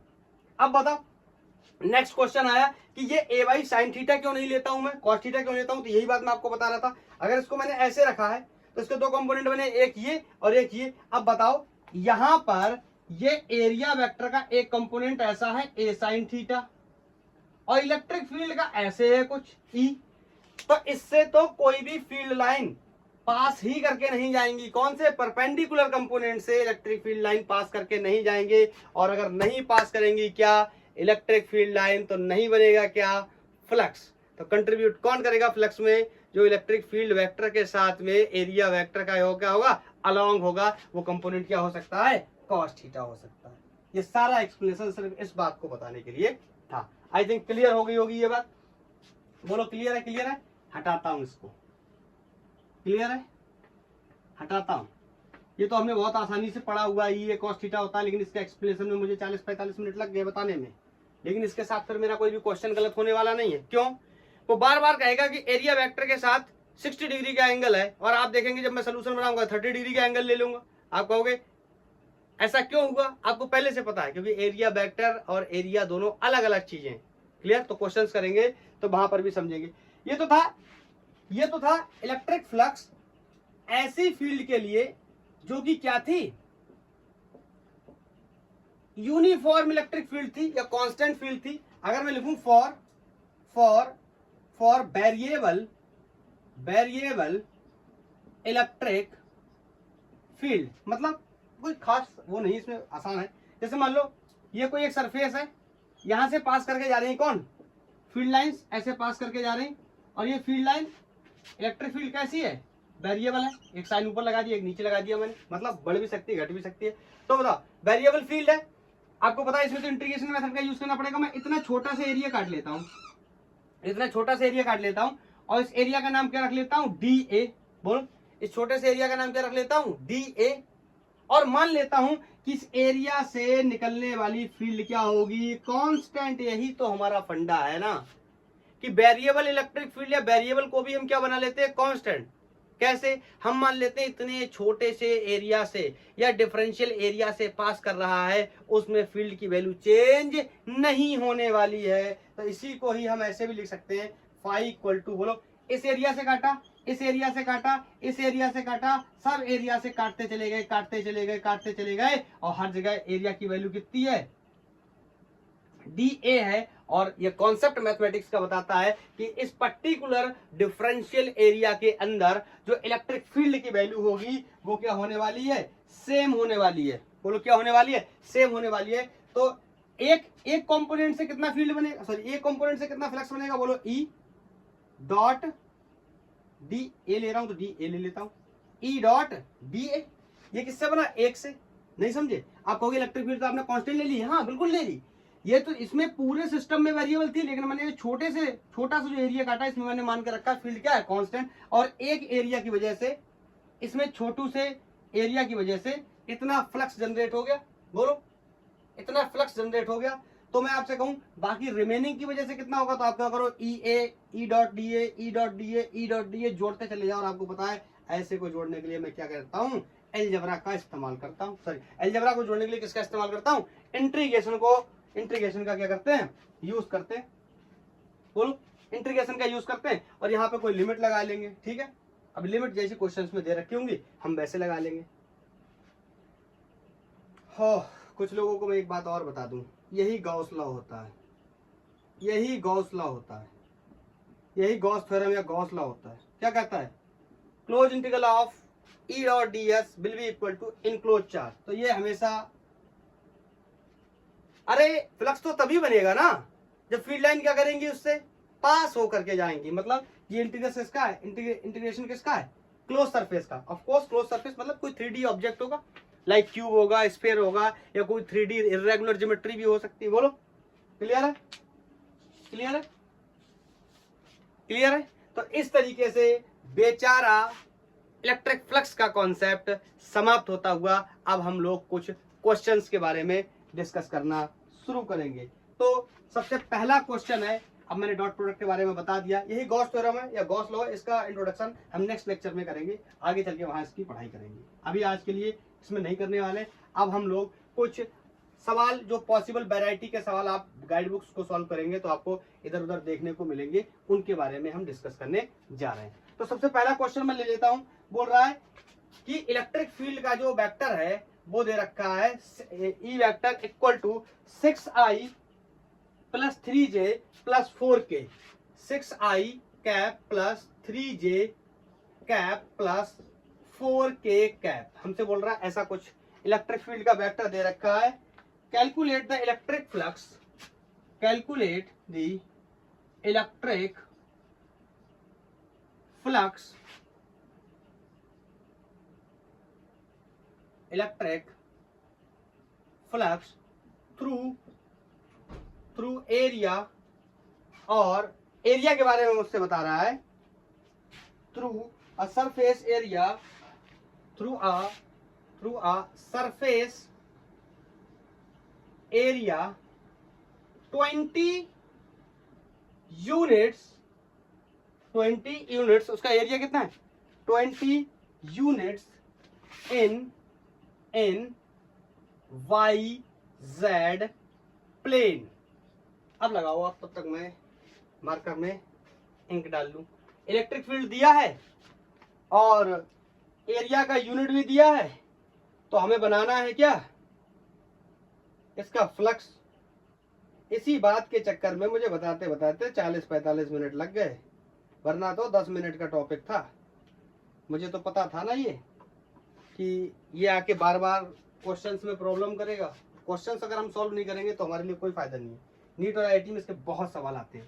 शुरू करूं, बोलो फ्लक्स क्या होता है, ई वेक्टर डॉट डी ए या डी एस वेक्टर बोलो, या ई डॉट ए भी लिख सकते हो। अब ध्यान से सुनना, जो एरिया है इसका मैग्नीट्यूड दिया कितना, ये जो एरिया है ऐसे लिख लेता हूं ई डॉट एस बोलो, तो ये जो एस है इसका एरिया वेक्टर का जो मैग्नीट्यूड दिया दैट इज 20 यूनिट। लेकिन आपको तो पता है कि अगर, ध्यान से सुनना, मैं पहले गलत कर रहा हूं नोट मत करना, अगर आपने 6i plus 3j electric field का वेक्टर लिख लिया इस तरीके से और इसके साथ लिख लिया 20, ये आगे सॉल्व नहीं होगा। बहुत सारे लोगों को ये बात, ये जो बेसिक बात होती है ना, बारीकियां होती हैं, पता ही नहीं होती। अब ये 20 इसके साथ मल्टीप्लाई नहीं होगा, ये कैसी क्वांटिटी है, वेक्टर क्वांटिटी, तो ये भी होना चाहिए कैसी क्वांटिटी, वेक्टर क्वांटिटी, तभी ये इसके साथ मल्टीप्लाई होगा, तभी डॉट प्रोडक्ट करेंगे किसका, वेक्टर का। अब बताओ ये 20 तो इसका दे रखा है, क्या 20 दे रखा है, क्या इसका एरिया का जो मैग्नीट्यूड है। अब एरिया की डायरेक्शन निकालनी पड़ेगी, इतना एक्सप्लेनेशन इसीलिए तो किया था ना। तो बताओ कहां रखा है, वाई जेड प्लेन में। मतलब थोड़ा सा समझाने की कोशिश करता हूं, अगर समझ पाओ तो। ये लेफ्ट से ऐसा रखा है, ये कौन है, मान लो ये जेड है और ये कौन है, वाई। तो बताओ वाई जेड प्लेन में रखा है, बोलो वाई जेड प्लेन में रखा है, तो इसका एरिया कहां आएगा, एक्स में। एरिया कहां आएगा, एक्स में। मैंने आपको पहले भी बताया, जिन दो कोऑर्डिनेट्स में रखा हुआ है, जिन दो एक्सिस के अंदर रखा हुआ है कोई प्लेट या कोई ऐसा ऑब्जेक्ट जो 2D है, तो उसका एरिया कहां आएगा, तीसरे में। किस में रखा, वाई जेड में रखा है, तो इसका एरिया कहां आने वाला, एक्स में। आप यहां से भी देख सकते हो, इसको मैंने वाई मान लिया, सॉरी इसको मैंने जेड मान लिया, इसको मैंने जेड मान लिया, इसको मैंने वाई मान लिया। तो बताओ क्या करूंगा, लेंथ इनटू ब्रेथ कहां आएगा, एक्स में। बोलो कहां आएगा, एक्स में। बोलो क्लियर, कहां आया, एक्स में। तो बताओ अगर मुझे इसका वेक्टर बनाना हो, तो ये अगर मैं वेक्टर ऐसे लिख दूं तो 20 तो हो गया उसका मैग्नीट्यूड, और उसका डायरेक्शन कहां हो गया, एक्स में। एक्स का मतलब आई कैप। बोलो बोलो बोलो, तो यहां रख दूं क्या, आई कैप। अब बन जाएगा आंसर, अब बनेगा आंसर। बताओ डॉट प्रोडक्ट के नियम मैंने आपको बताए थे, आई का आई के साथ करेंगे स्क्वायर हो जाएगा, आई का जे के साथ करेंगे 0 हो जाएगा, आई का के साथ करेंगे तो 0 हो जाएगा। तो इसके साथ करूंगा तो कितना हो जाएगा, 20 छक्का 120। बोलो आई के क्या हो जाएगा, आई स्क्वायर, वैल्यू कितनी हो जाएगी 1, प्लस इसके साथ करूंगा 0 हो जाएगा। ज्यादा टाइम वेस्ट नहीं करूंगा, वेक्टर में पढ़ा भी चुका हूं इस बात को, ठीक है। आई के जे के साथ करूंगा 0 हो जाएगा, आई का के साथ करूंगा 0 हो जाएगा। एंड आंसर विल बी 120 बोलो Newton metre square per coulomb. तो समझे ना। वैसे आप लेके पढ़े रहोगे इसको सॉल्व नहीं होगा, हमें पहले देखना पड़ेगा एरिया वेक्टर कहां बन रहा है। क्लियर है? बोलो क्लियर है? ओके, नेक्स्ट क्वेश्चन लिखूं? लिखता हूं, हटाता हूं इसको। ये जो एक्सप्लेनेशन इसलिए ही दिया था मैंने ताकि इन क्वेश्चंस को आप इजीली हैंडल कर पाओ, काफी इंपॉर्टेंट टॉपिक है ये। Question is a circular plane sheet, a circular plane sheet, थोड़ी सी राइटिंग में मैनेज करना, मैं बोल भी रहा हूं, आप लिख लो। Plane sheet of radius 10 centimeter is placed in uniform electric field of 5 into 10 to the power 5 Newton per coulomb, making an angle 60 degree with field. Calculate, अब ज्यादा नहीं लिखूंगा, कैलकुलेट इलेक्ट्रिक फ्लक्स। ठीक है, मुझे एक कोई प्लेन शीट है जो कि एक यूनिफॉर्म इलेक्ट्रिक फील्ड में रखा गया है और उसकी वैल्यू मुझे पता है। A plane circular sheet of radius 10 centimetre बनाता हूं यहाँ पे, ये इसका रेडियस 10 सेंटीमीटर हो गया। ठीक है, मुझसे बोल रहा है is place in uniform electric field, इसमें कोई यूनिफॉर्म इलेक्ट्रिक फील्ड में ये रखा गया जिसकी value 5 into 10 to the power 5 है। मुझसे कह रहा है making 60 degree angle with the field. मैं एक बार चेक कर लूं कोई कमी तो नहीं क्वेश्चन में। Electric flux through the sheet,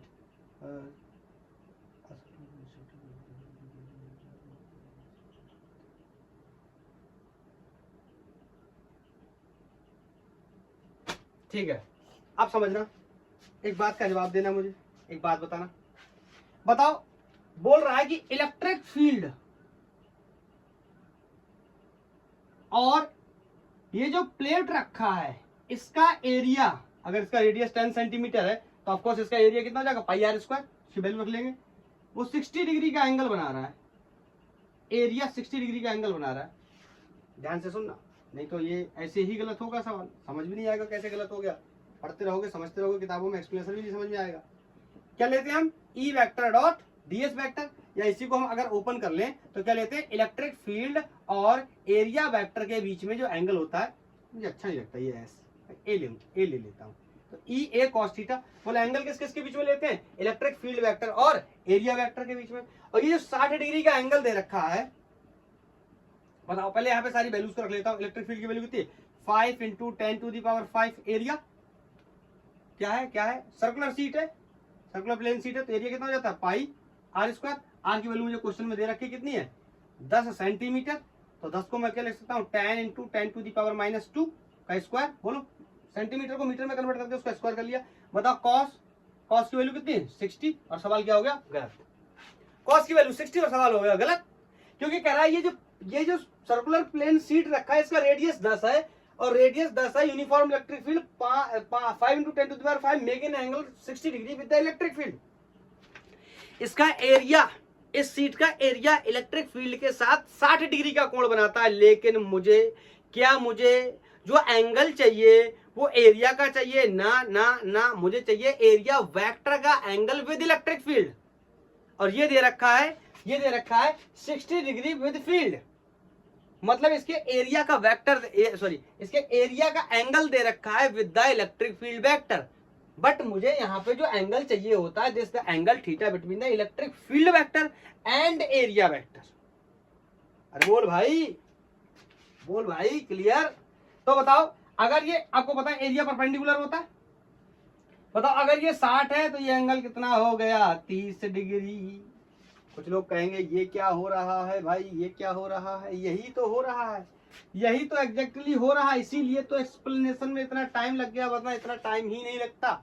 ये बार बार एंगल यहाँ पे प्रॉब्लम करेगा, बार बार एंगल यहाँ पे प्रॉब्लम करेगा। फिर कुछ लोग याद कर लेते हैं, कुछ लोग क्या याद कर लेते हैं कि एंगल 60 दिया हो तो 30 लगा देंगे, 30 दिया हो तो 60 लगा देंगे, लेकिन अगर उसने गेम कर दिया तो उसने ये ना बोल दे कि the angle between the area vector and the field vector is 60 degree, तो एंगल कितना लगेगा? 60 ही लगेगा। हमें ध्यान रखना है कि एरिया के साथ दे रहा है या एरिया वेक्टर के साथ दे रहा है। हाँ, मुद्दे की बात यह है कि एरिया इसका एरिया क्या, बहुत समझाने की कोशिश कर रहा हूं, शायद आपको मेरी बात समझ आ गई हो। ये लेंथ है, ये ब्रेथ है, बताओ इसका एरिया कितना हो गया?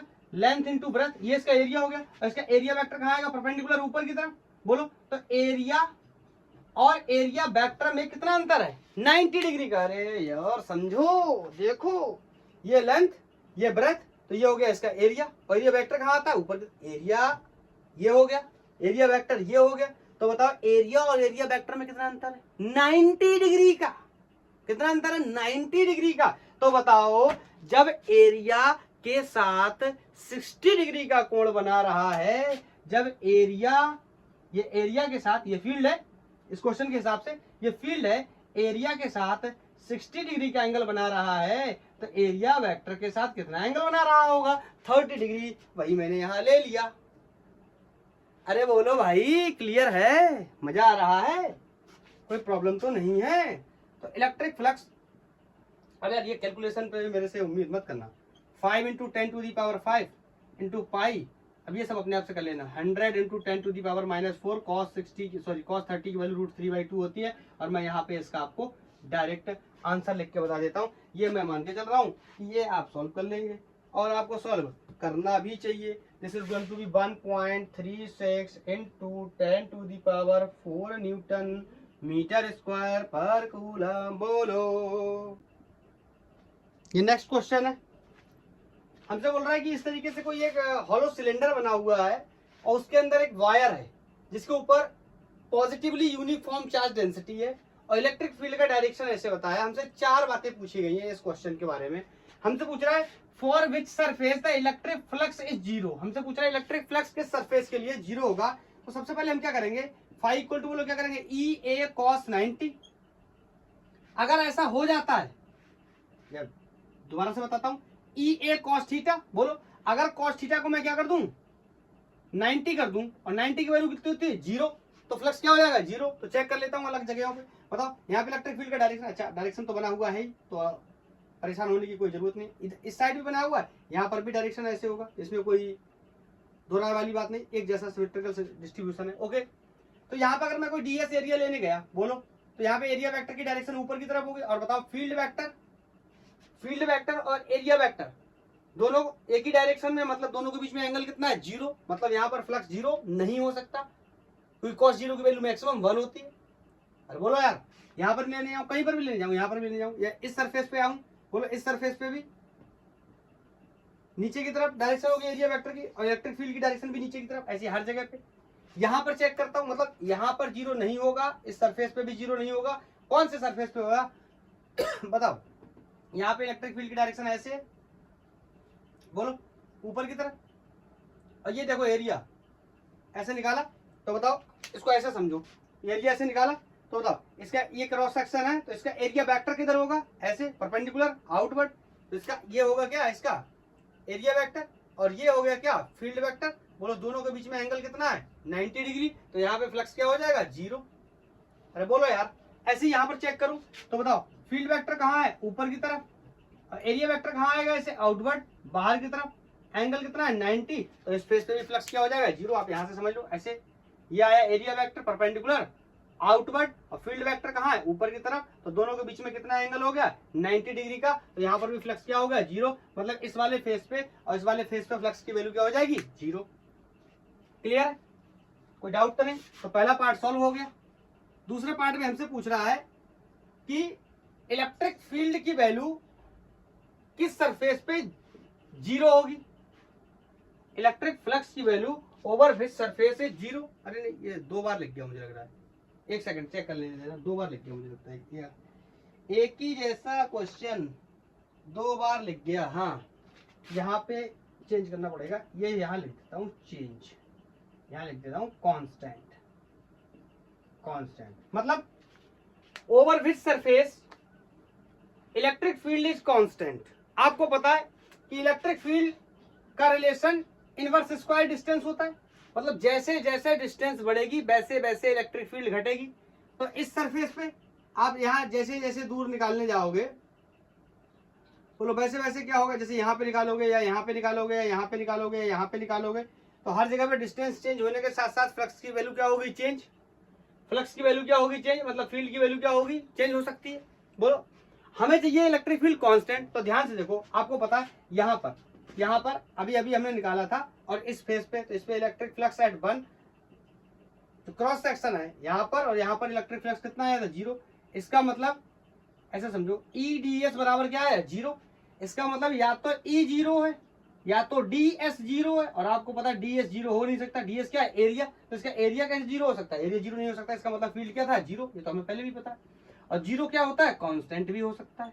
इसका मतलब इन्हीं दोनों सरफेसेस पे फ्लक्स 0 भी है, और फ्लक्स 0 है तो यहीं पे फील्ड कांस्टेंट भी हो सकती है, क्योंकि एरिया 0 नहीं हो सकता। आई थिंक ये बात क्लियर है। नेक्स्ट क्वेश्चन है, over which surface E is change. कहां पर ई क्या हो रहा है, चेंज कर रहा है। ऑफ कोर्स यहाँ तो कांस्टेंट है, यहाँ भी कांस्टेंट है, क्योंकि क्या है, 0 है, यहाँ भी क्या है, 0। तो बताओ इस पे क्या होगा, चेंज होगा। चेंज में भी कैसा होगा, चेंज में भी कैसा होगा, डिक्रीजिंग। बोलो इन डिस्टेंस बढ़ने के साथ साथ में जो इलेक्ट्रिक फील्ड की वैल्यू है वो क्या करेगी, डिक्रीज करेगी। आई थिंक क्लियर है। तो इन दोनों सरफेसेस पे चेंजिंग हुई, और चेंजिंग में भी कैसी होगी, डिक्रीजिंग फील्ड होगी। बोलो विच सरफेस, देखो अब ये फिर एक जैसा हो गया, ये यहाँ पे चेंज नहीं, यहाँ पे चेंज, यहाँ पे कांस्टेंट, यहाँ पे 0। अच्छा अच्छा अच्छा अच्छा, ये था फ्लक्स 0 था, ये सही था, ये ई 0 है। कुछ लोग सोचेंगे क्वेश्चन की ही ऐसी तैसी हो गई, यहाँ पे कांस्टेंट है। मैं दोबारा से बता दे रहा हूँ क्या प्रॉब्लम है। यहाँ पे ई क्या है, चेंज। बताओ फ्लक्स कहाँ 0 है, यहाँ पता चल चुका, यहाँ फ्लक्स 0। पूछ रहा फील्ड कहाँ 0, अभी अभी निकाला, इन्हीं सरफेसेस पे फील्ड भी क्या हो जाएगा, 0, क्योंकि E D S will be equal to 0, flux 0 तो ये 0, या तो एरिया 0 या तो ई 0, एरिया 0 है नहीं, इसका मतलब ई भी यहाँ पे क्या है, 0। तो दूसरे पार्ट का आंसर हो गया, इन्हीं सरफेसेस पे क्या होगा, ई 0 होगा। पूछ रहा ई कांस्टेंट कहाँ होगा, अभी अभी बताया, यहाँ पर फील्ड की वैल्यू क्या है, 0, और 0 क्या होता है, कांस्टेंट भी होता है, तो इसका मतलब यहीं पे क्या होगी, कांस्टेंट। यहाँ पे कांस्टेंट क्यों नहीं होगी, दूसरे पार्ट का आंसर भी हो जाएगा, क्योंकि यहाँ डिस्टेंस के साथ साथ फील्ड क्या करेगा, डिक्रीज करेगा। तो यहाँ पे कांस्टेंट फील्ड नहीं होगा, कैसा होगा, डिक्रीजिंग फील्ड। अरे बोलो भाई, क्योंकि यहाँ पे फील्ड की वैल्यू जैसे जैसे हम आगे बढ़ेंगे, फील्ड की वैल्यू क्या होगी, कम। बोलो क्लियर। एक बात और बता देता हूँ, एक क्वेश्चन और बता देता हूँ, एरिया वेक्टर और एरिया में बिल्कुल कंफ्यूजन नहीं होना चाहिए। कौन सा एंगल लेते हैं हम कॉस थीटा में, ये बिल्कुल भी कंफ्यूजन नहीं होना चाहिए, सब कुछ क्लियर बताया है। एरिया वेक्टर और इलेक्ट्रिक फील्ड वेक्टर के बीच के एंगल लेते हैं, और एरिया वेक्टर के बीच में 90 डिग्री का एंगल होता है। अगर क्वेश्चन कह रहा है इलेक्ट्रिक फील्ड और एरिया के बीच में 60 डिग्री का एंगल है, तो हमें कौन सा लेना है, इलेक्ट्रिक फील्ड और एरिया वेक्टर के बीच में। अगर एरिया और इलेक्ट्रिक फील्ड वेक्टर के बीच में 60 है, तो एरिया वेक्टर के साथ कितना हो जाएगा, 30। जैसे क्वेश्चन बहुत फेमस है, क्यूब के बारे में पढ़ाई होती है कि क्यूब से कितना फ्लक्स बनेगा। देखो मैं आपको दो बात बताऊंगा कि जब तक चार्ज इसके बाहर है, मतलब यहाँ कहीं रखा है या यहाँ कहीं रखा है या फिर यहाँ कहीं रखा है चार्ज, या फिर यहाँ कहीं रखा है, मतलब चार्ज जब बाहर रखा है तब की बात बता रहा हूँ। लेकिन जब चार्ज अंदर रख दिया जाएगा, तो इसके लिए मैं आपको क्यूब का अलग से कोई 15 से 20-25 मिनट का एक वीडियो बनाऊंगा, जिसके अंदर क्या करूंगा, क्यूब सेंटर पे रखा है, क्यूब कॉर्नर पे रखा, सॉरी क्यूब नहीं, चार्ज सेंटर पे रखा है क्यूब के, चार्ज क्यूब के कॉर्नर पे रखा है, चार्ज क्यूब के फेस पे रखा है, कितना फ्लक्स जनरेट होगा जब अंदर होगा, तो तब मैं आपको 15-20 मिनट का वीडियो बना के दूंगा। यहाँ पे बाहर है तो समझ लेते हैं, मैं इसके माध्यम से आपको समझाता हूँ। बताओ अगर मैं ऐसा ही, जैसे ये है, यहाँ पे एक और ऐसी कॉपी रख दूं, एक नोटबुक और रख दूं, यहाँ पे एक यहाँ पे रख दूं, एक यहाँ पे रख दूं, और एक ऐसे रख दूं, तो बताओ ये क्या बन जाएगा, एक क्यूब बन जाएगा, 3D बॉडी बन जाएगी, एक क्लोज सरफेस हो जाएगी। बोलो मतलब कितने फेसेस लगेंगे, और 5, इसको मिला के 6। तो ऐसे मैं रख दूं, और जैसे मैंने चार्ज यहाँ पे रखा, कहीं पर भी रखूं बाहर के लिए, तो मैं एक जगह कहीं टारगेट कर लेता हूँ। ओके, जैसे मान लो मैंने यहाँ रखा, तो बताओ यहाँ चार्ज रखा, तो यहाँ से इलेक्ट्रिक फील्ड लाइन निकलेंगे, इसको भेदेंगे, इसको परपेंडिकुलर क्रॉस करके जाएंगे, एरिया के परपेंडिकुलर क्रॉस करके जाएंगे, या एरिया वेक्टर के पैरेलल क्रॉस करके जाएंगे, मतलब यहाँ पे फ्लक्स बनेगा, कितना बनेगा, ई A cos theta, cos theta की वैल्यू कितनी है, 0, मतलब ई ए फ्लक्स बनेगा। इसका एरिया ले लेंगे, लेंथ इनटू ब्रेथ, और इलेक्ट्रिक फील्ड की जो भी वैल्यू दे रखी होगी, बहुत सारे सवाल मिलेंगे आपको, कॉन्सेप्ट समझ लो, सब सॉल्व हो जाएंगे। क्लियर। तो यहाँ फ्लक्स बनेगा, क्या इस पे फ्लक्स बनेगा, यहाँ तो फील्ड लाइन पास ही नहीं कर पाएंगे, क्रॉस ही नहीं कर पाएंगे, कहां से, एरिया से, तो यहाँ पे फ्लक्स नहीं बनेगा। क्या यहाँ पे बनेगा ना, यहाँ पे भी फील्ड लाइन पास नहीं कर पाएंगी, यहाँ पे भी फ्लक्स नहीं बनेगा। तो यहाँ पे नहीं बना, यहाँ पे नहीं बना, क्या यहाँ पे फ्लक्स बनेगा, बिल्कुल नहीं बनेगा। जो सिचुएशन यहाँ थी वही सिचुएशन यहाँ होगी। क्या यहाँ पे बनेगा, यहाँ पे भी नहीं बनेगा, जो सिचुएशन यहाँ थी वही यहाँ थी। तो कहाँ बनेगा, देखो एक इस वाले फेस पे बनेगा, ये जो फेस सामने दिख रहा है ना, इस वाले फेस पे बनेगा, इस पे सेट कर दे रहा हूं, ठीक है। एक इस पे बनेगा, इस वाले पे बनेगा, और इसका जस्ट जो अपोजिट होगा यहाँ पे जो होगा उस पे भी बनेगा, क्योंकि उसका भी एरिया क्या है, परपेंडिकुलर फील्ड वेक्टर के साथ में, या एरिया वेक्टर क्या है, पैरेलल। तो इस वाले पे भी बनेगा, इन दोनों पे क्या बनेगा, फ्लक्स। इस पे भी बनेगा, इसको साइड कर देता हूं। मतलब ये फ्लक्स बनाएगा और ये भी फ्लक्स बनाएगा। ये वाला बना रहा है, ये वाला बना रहा है। क्या ये वाला नहीं बनाएगा, फील्ड लाइन निकल जाएंगी, क्रॉस नहीं कर पाएंगी। बोलो, फील्ड लाइन निकल जाएंगी, फील्ड लाइन निकल जाएंगी, क्रॉस नहीं कर पाएंगी, निकल जाएंगी, क्रॉस नहीं कर पाएंगी। यहाँ पे फील्ड लाइन निकल जाएंगी, क्रॉस नहीं कर पाएंगी। यहाँ पे फील्ड लाइन निकल जाएंगी, क्रॉस नहीं कर पाएंगी। यहाँ पे फील्ड लाइन निकल जाएंगी, क्रॉस नहीं कर पाएंगी। यहाँ पे फील्ड लाइन निकल जाएंगी, क्रॉस नहीं कर पाएंगी। यहाँ पे यस बनाएगा, इसका उल्टा यहाँ पर भी बनाएगा। इसका मतलब मुद्दे की बात समझो कि जब चार्ज बाहर रखा होगा, चार्ज इस तरीके से या तो यहाँ या यहाँ,